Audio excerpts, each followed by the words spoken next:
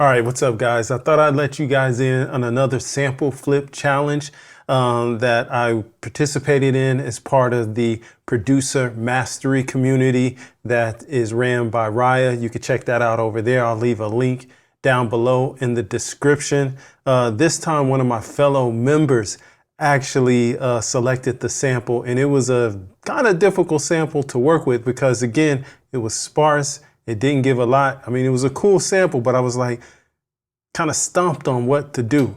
Let me let you go ahead and hear the sample that was given for us to flip this week. Let me let you hear it.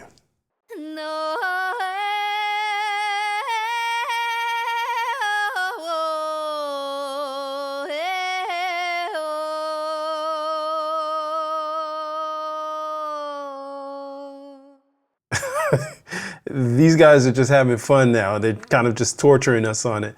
So I reluctantly opened up my sampler of choice, Serato Sample. Hey guys, stepping in real quick here. I know in the thumbnail I said that this sample was Bollywood. Apologies if it is not Bollywood. If somebody knows better than I do, drop it down in the comments. Did not mean any disrespect if any was taken. All right, let's get back into flipping the sample.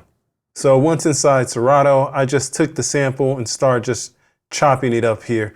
Let me mute right quick so you guys don't hear what's going on, but you can see the chops here. They're just quarter note chops all the way up. You can see kind of how it's just going through there. So I did that for the entirety of the sample. And you know, one of the beautiful things about Serato Sample is that it keeps all your chops in time. Take note of that. We'll come back to it. I want to show you really quickly how I then took the sample and then processed it. I trimmed it just to get, you know, things kind of level set because it came in kind of loud. The next thing I did was I used some sketch cassette just to kind of give it some of that tape worn feel and just a little analog character. And then after that, I EQ'd it, take out the tops, take out the bottoms. Lastly, I just kind of drowned it in a little reverb using Native Instruments ROM. And then just use some compression just to make sure everything was staying kind of at a consistent volume level. Let me let you go ahead and hear what I was able to put together here. Well, actually, before I do that, let me show you what I decided to do. I decided to take those chops, right? And I decided to kind of stack them on top of each other. That way it kind of gives me a chorus type of sound because all of the chops are in the same key. So they'll blend. It'll just have some like happy accidents. Let me show you what the first one sounds like. Now, of course, you know that the original sample was like at around 112 BPMs, but I wanted to flip it in the soul. So I changed it down to 85 BPMs. All right. You can hear it, like here's the G, here's the F, A, B flat, D. So when you play all of that together, it kind of sounds like this.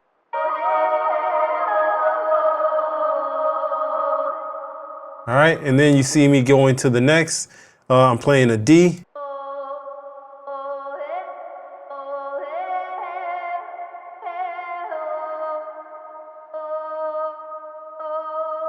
So when I play that one, it sounds like this.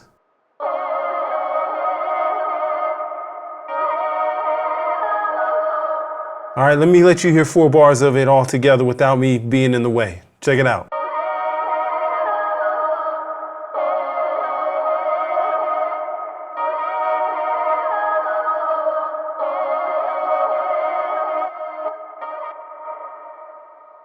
Hey man, if you made it this far, do me a favor. Like and subscribe. Appreciate you. Next up, I decided to put in some drums. For that, I used Native Instruments crate cuts, and I used the preset Good Coffee. All right, the only thing that I did here, let's jump in, is I went to the master and I saturated everything. I didn't do any transient sculpting or anything. I just saturated. Let me let you hear the beat that I came up with. Check it out. Everything's coming from this one kick, snare, and hi-hat.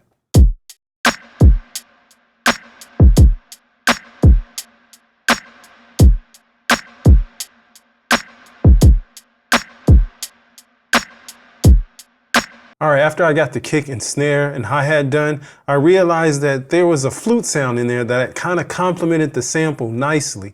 But I just needed to pitch it down 3 semitones, and then I could just kind of repeatedly put it in to complement the sample. Let me let you hear it.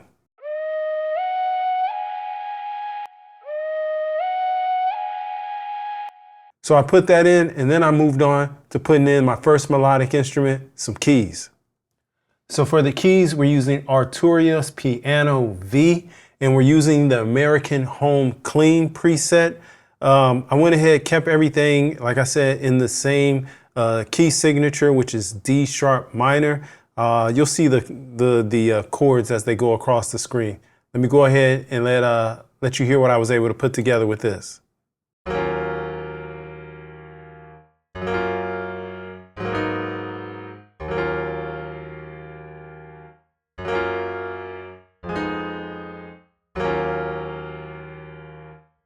Next up, I decided to put in some bass. I kind of got some West Coast vibes and feels from this, so I was like, let's go ahead and use some of that 80s R&B kind of elemental bass that comes from the Mini Moog and use that in here just to give it that West Coast vibe. So what I did is I used the Inner City Soul Kit. I used the How Low preset. Let me let you go ahead and hear what that sounds like.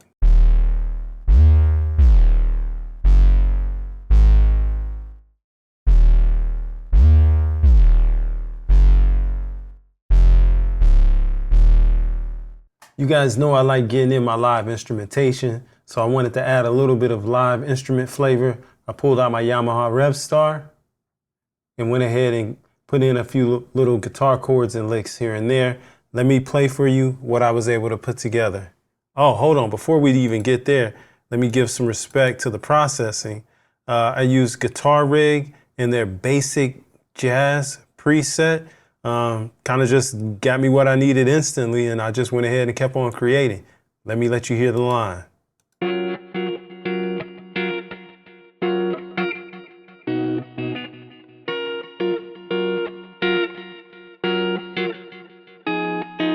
Last instrument that I wanted to put in some pulsing keys to just keep the track kind of pushing forward, and for that I used one of my kind of favorite Massive X presets, Last Tape. And if you guys have Last Tape, I want to tell you how I get this sound is I always reduce the release. So the release doesn't ring out. It kind of is able to work with the pulse. Anyway, just wanted to share that with you. Let me let you hear what I was able to do. Hold on, let me pop back out here.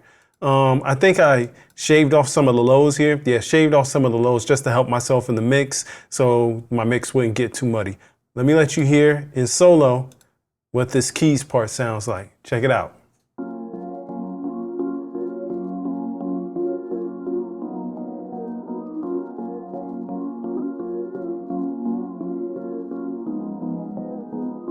Now, of course, you guys know me. I can't do one of these sample flips without putting some vocals on top. So what I did is I wanted to try to, do my own little thing, sing and rap. So for the singing part, I took a little bit of inspiration from like Leon Thomas and his vocal styling. And then for the rapping, I wanted to kind of like have a blend between Elzai and the homie Daylight, kind of just like very lyrical, but also heavy with the consonants and the words play in regards to how it's delivered. Anyway, after I did all of that, I was able to come up with something. I threw it all together. Well, hold on. Before we get there, let me go ahead and show you just a little bit how I process the vocals. So there you go. You can see my vocals here. I have the rap leads and the singing leads and the rap leads. And then I have backgrounds and then a little bit of a harmony group. So I'll just give you a little look into how I process the leads. All right. So for the singing, I use Melodyne. followed by just a trim tool to get everything in line with the levels. I used the de-esser, then an EQ. You see I shaved, then did some bumps, kind of bumped the high a little bit. I'm surprised that it doesn't sizzle, but that's kind of what it needed. So don't be afraid to EQ in what you need. Then what I did was I compressed it with RVox, compressed it again with the IK Multimedia Black 76, and then finally smoothed it all out with a white 2A. As you can see, it's not a lot of complicated things. It's just a little bit of each little element doing its thing to make the chain what it is. You know, each little bit doing its part. And that's how I process both leads. Except for the wrap, I took the Melodyne off because I didn't really need the Melodyne. There's probably a slightly different EQ curve also, but I don't want to bore you guys with the mixing technicalities there. Just wanted to let you guys know that I did put a little energy into mixing it. So, like I said, after everything was done, I went ahead, put everything together, played it for the community, and like I said, I was going for kind of like a Elzai Daylight and also like a Leon Thomas for the singing part. And when I let my community members hear it, they were like, "Oh yeah, who told you could sound like Nate Dogg?" I'm like, "Nate Dogg? Okay, that's a legend. Rest in peace. I'll take it." However, I was going for something a little different, but that's kind of how music is. You can intend to do it one way and it is perceived or received a different way. However, I'm still mentioned within, you know, great company there. Anyway, let me let you hear what we're doing here. But come back. I want to talk to you a little bit more about sampling. But let's hear this out in the meantime.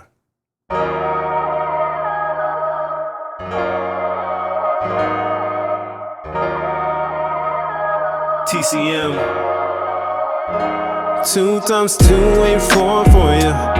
Your multiples like 100x. I ain't tryna be your 100th. I'm tryna etch my name on your heart, babe. It's kinda hard when you just say stay away. I wanna see what's on your heart, babe. You gotta face your emotions. Face your emotions. My heart stay in drive, feelings in 5th gear, physically in the rear mirror. You speed off without the ones you love, making doves cry. Corvettes cruise by, leaving no dry eye. I stay tearful, regretting pit stops and left turns. Therapist says let's learn to deal with emotional shifts we not equipped. So we take and puff and self-medicate way too much. Okay, that was kind of a hard sample to flip, but if you want to get into more 90s style sampling and sample flipping, similar to that of A Tribe Called Quest, click this video over here.